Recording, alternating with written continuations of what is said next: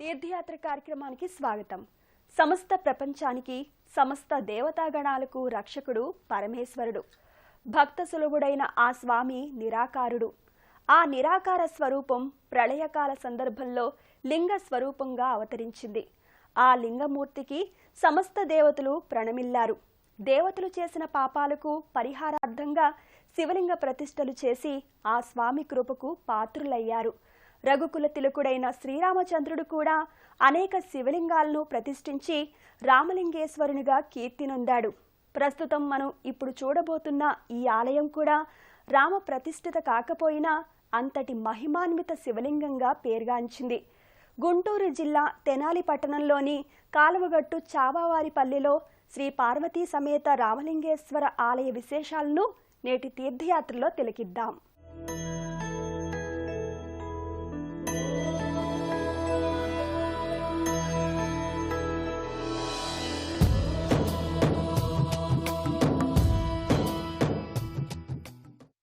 ఈశ్వరుడే ఈ సృష్టికి ఆదిగురువు. సమస్తాన్ని పెంచి పోషించి లయం చేసేవాడు.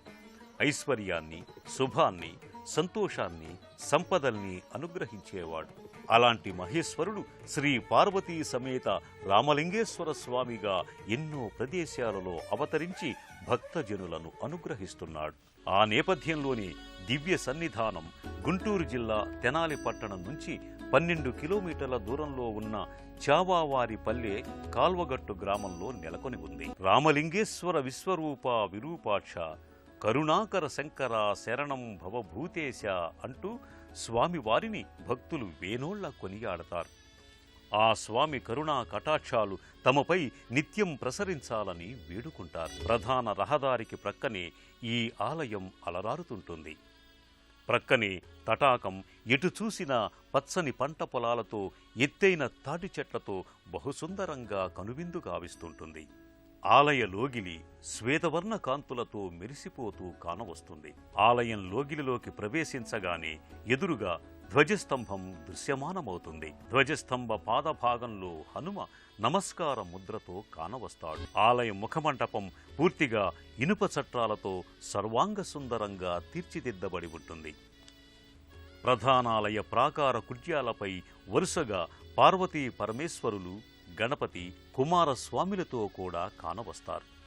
ఇరువైపులా నందీశ్వరుడు, గణపతి, మరోవైపు అమ్మవారు మూర్తులతో నెలకొని ఉంటుంది. సకల వేదాలు, శాస్త్రాలు, తంత్రాలు బోధించిన గొప్ప గురువు పరమేశ్వరుడు. నిగూఢము, అగోచరమైన ఆ స్వామి దివ్యలీలలు అనితర సాధ్యం. ఇట్టే క్షమింపజేసే అసుతోషుడాయన, ప్రశాంతతకు ప్రతిరూపమాయన, బ్రహ్మాండ నృత్యకారుడైన ఆ స్వామి ఈ ఆలయ గర్భాలయంలో కొలువై భక్తుల కోరికలను ఇట్టే ఈడేరుస్తున్నాడు. గర్భాలయంలో మహాతేజో విరాజితంగా కొలువుతీరిన శ్రీరామలింగేశ్వర స్వామి మహాలింగాకృతిని తిలకించి భక్తులు పులకిస్తారు. సర్వాలంకార శోభితంగా సమున్నత పానవట్టంపై శ్రీరామలింగేశ్వర స్వామి కొలువుతీరి ఉంటాడు. లింగమూర్తి పైభాగంలో పంచపడగల సర్పాకృతి నాగపణి భూషణంగా ఉంటుంది. వివిధ సౌగంధిత పుష్పాలతో దండలు అలంకరించి అగరధూమాలతో, దీపాలతో హారతులిస్తూ అలంకృత శ్రీరామలింగేశ్వర స్వామిని అర్చిస్తారు. నేత్రపర్వంగా గంభీర సమన్వితంగా దర్శనమిచ్చే శ్రీరామలింగేశ్వర స్వామి లింగాకృతి భక్తుల్ని పులకాంకితులు చేస్తుంది. ప్రత్యేక మంటపంలో సకలాలంకృత శోభితంగా పుష్పహారాలతో అందంగా అమర్చిన తీరు భక్తుల్ని విశేషంగా ఆకట్టుకుంటుంది. రంగురంగుల పుష్పాలు, వింతగా అమరిన వైనం ఆకట్టుకుంటుంది. అభిషేక ప్రియ శివ అన్నారు. కానీ ఇక్కడి రామలింగేశ్వరుణ్ణి చూస్తే శివుడే పరమ అలంకార ప్రియుడుగా కూడా గోచరమవుతాడు. ఈ జగత్తును ఉద్ధరించడానికి పరమశివుడు రూపమేలేని తాను లింగరూపాన్ని ధరించి సదా శివుడయ్యాడు. ఆ రామలింగేశ్వరుడు అభిషేక ప్రియుడు. అభిషేక ప్రియ శివ అన్నారు. ఈ ఆలయ గర్భాలయంలో జరిగే అభిషేక వేడుక నయన మనోహరంగా భాసిల్లుతుంది. ఈ ఆలయంలోని స్వామివారికి ప్రతి సోమవారం విశేష పర్వదినాలలో పంచామృతాభిషేకాలు ఘనంగా నిర్వహిస్తారు. శివలింగంపై నుంచి జాలువారే పాలు, పెరుగు, నెయ్యి, చక్కెర, తేనె, చూడచక్కగా కనువిందుగా విస్తుంటాయి. క్షీరజల కుంకుమ పంచామృతాలతో అభిషేకించిన తరువాత విభూది అలది వివిధ సౌగంధిత పుష్పాలతో దండలు అలంకరించే తీరు విశేషంగా ఆకట్టుకుంటుంది. ఇదే ఆలయ లోగిలిలో శ్రీ పార్వతీదేవి అమ్మవారికి ప్రత్యేక సన్నిధి ఉంది.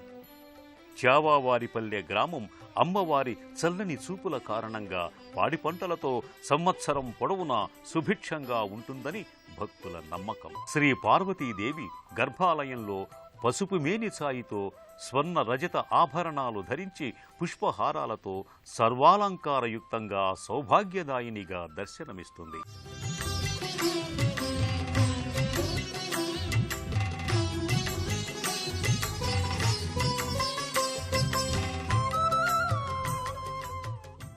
అమ్మవారిని ఎలుగెత్తి ప్రార్థిస్తే చాలు అమ్మ అనుగ్రహిస్తుందని భక్తుల విశ్వాసం.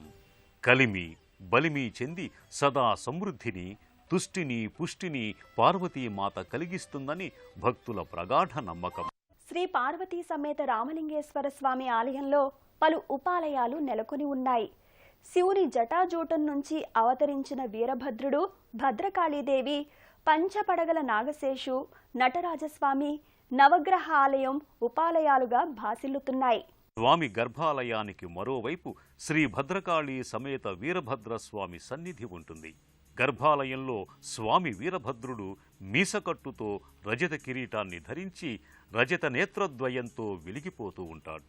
మెడలో రుద్రాక్షలను మల్లెపూల హారాన్ని ధరించి కానవస్తాడు. శివాయ నమః, ఓం భవాయ నమః, రుద్రాయ నమః, ఓం ఉగ్రాయ నమః.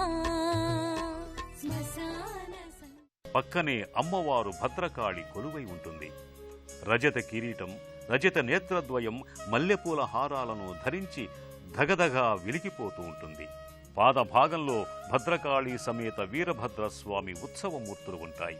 శివుడు జటాజూటం నుంచి అవతరించిన వాడు వీరభద్రుడు. శివరహితంగా దక్షుడు చేస్తున్న యాగాన్ని ధ్వంసం చేయటానికి ఆవిర్భవించినవాడు. ఆ వీరభద్రుడు ఖడ్గాన్ని ధరించి ఈ ఆలయ గర్భాలయంలో భద్రకాళి సమేతంగా కొలువై ఉన్నాడు. జగాన్ని నడిపే కేదారి, వరాలు ఇచ్చే పశుపతివే.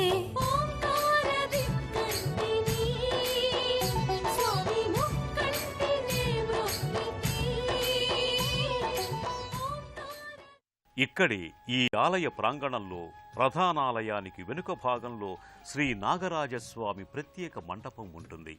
పంచపడగల నాగరాజు నిలువెత్తు దివ్యమంగళ విగ్రహం ఇక్కడ కొలువుతీరి ఉంటుంది. భక్తులు వరుసగా ఈ నాగరాజస్వామిని భక్తి శ్రద్ధలతో పూజించి నమస్కరిస్తారు. ఈ ఆలయ ఆవరణలోనే మరోవైపు నటరాజస్వామి శిలా విగ్రహం నెలకొని ఉంటుంది. పరమేశ్వర స్వరూపమైన నటరాజస్వామిని ఇక్కడ ప్రతిష్ఠించి నిత్య పూజాది కార్యక్రమాలు కొనసాగిస్తారు. సర్వసాధారణంగా ఎక్కడ ఏ ఆలయాలలో నటరాజస్వామి విగ్రహం కనిపించదు. అరుదుగా అక్కడక్కడ కనిపిస్తూ ఉంటుంది.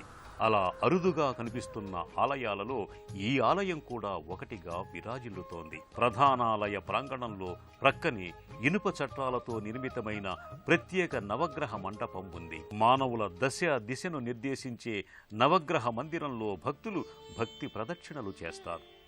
నవగ్రహ దోష నివారణార్థం ధూపదీపాలను వెలిగించి ఆ దేవతామూర్తుల అనుగ్రహాన్ని పొందుతారు. పరమేశ్వరుని పూర్వతత్వ భావన, భక్తుని పరిపూర్ణ జీవభావన అంతా పరమేశ్వర స్వరూపమే. జగద్రక్షకుడైన ఈశ్వరుడు శ్రీరామలింగేశ్వరుడిగా తన రూప లీలా విన్యాసాన్ని పలుచోట్ల పలు విధాలుగా ప్రకటించాడు. ఆ స్వామికి జరిగే అభిషేకాలు, అర్చనలు కడురమణీయంగా భాసిస్తుంటాయి. ఈ ఆలయంలో స్వామివారికి ప్రతిరోజు ఉదయం 6 గంటలకు అభిషేకాన్ని నిర్వహిస్తారు. ఆలయ ముఖమంటపంలో ప్రత్యేక తిథులు, పర్వదినాలలో ఉత్సవమూర్తులకు ప్రత్యేక పూజాధికాల్ని నిర్వహిస్తారు. ప్రతి సంవత్సరం కార్తీక మాసంలో ప్రత్యేకాభిషేకాలు నిర్వహిస్తారు. హనుమాన్ జయంతి, నాగపంచమి, స్వామివార్ల కళ్యాణోత్సవం, దసరా శరన్నవరాత్రులు ఇక్కడ విశేషంగా నిర్వహిస్తారు.